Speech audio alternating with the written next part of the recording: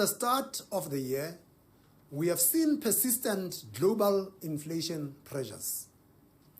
Headline inflation rates are generally lower than they were a year ago, but underlying inflation is still elevated. Goods inflation has declined significantly as supply shocks wear off, but there is evidence of stronger inflation in services across a range of economies. Meanwhile, unemployment rates remain low, especially in the United States. In these circumstances, major global central banks are expected to cut rates at a slower pace and to start cutting at a later stage. A few emerging market central banks have been reducing rates already. But these economies had the largest hikes previously, and their interest rates are now well above inflation. The Monetary Policy Committee also noted that the Bank of Japan has moved its policy rate into positive territory, increasing interest rates for the first time since 2007. Turning to South Africa. The economy performed worse than expected in the fourth quarter of last year, expanding just 0.1%. Growth for 2023 as a whole was 0.6%. The main reason for this bad performance was supply-side problems. Electricity load shedding was worse than in previous years.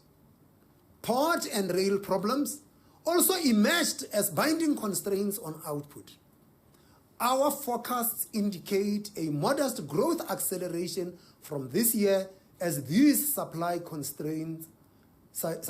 constraints relax.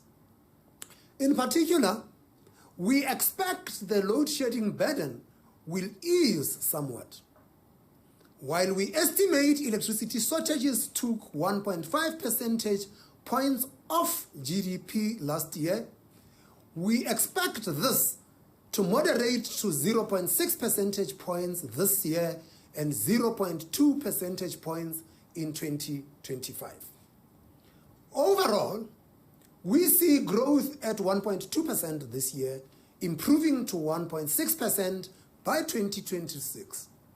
These projections are better than the 2023 outcomes, but below longer-run averages, which are around 2%. The risks to this growth forecast appear balanced. Turning to inflation, South Africa had a more gradual acceleration in inflation than many peer countries, with a lower peak after COVID. However, the return to target has been slow. The most recent inflation numbers showed yet another delay on the way back to our 4.5% objective, with headline up to 5.6% in February. This is nearer the top of our target range than the midpoint. Core inflation also rose to 5%. This rise in core was due to an acceleration in services, which was led by the medical aid component. Services inflation is now at its highest since 2019. This suggests that South Africa is joining the global trend of services rather than goods becoming a major source of inflation. The committee still sees headline inflation heading back to 4.5%. However, given extra inflationary pressures, headline now reaches the target midpoint only at the end of 2025, which is later than previously expected. As a result, the policy stance in our baseline forecast also starts to normalize later. In assessing this forecast, the MPC noted a range of risks. Inflation expectations have moderated in the latest survey. This is welcome, but 2-year ahead expectations are still in the top half of our target range. Expectations are projected to ease towards our 4.5% objective as inflation slows, but we have little margin to absorb shocks as long as inflation expectations are high.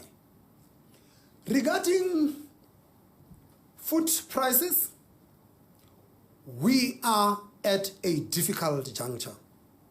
Last year, food inflation hit the highest levels since 2008. Food inflation has now slowed, but this is a critical time in the growing season, and the weather has been unusually hot and dry, which may cause food inflation to pick up again. Considering the exchange rate, the rand has been trading somewhat weaker than we expected at our last MPC meeting. This is partly due to interest rates in the major advanced economies staying high for longer. The currency is also under pressure from weakening terms of trade. Furthermore, investors see significant near-term domestic uncertainty. We view the exchange rate as undervalued. On balance, the various risks to the inflation forecast are skewed to the upside. Against this backdrop, the MPC decided to hold the repo rate unchanged at 8.25%. The decision was unanimous. At this level of raise, the policy stance is considered restrictive, consistent with the inflation outlook and the need to address elevated inflation expectations. The inflation and repo rate projections from the quarterly projection model remain a broad policy guide, changing from meeting to meeting in response to new data.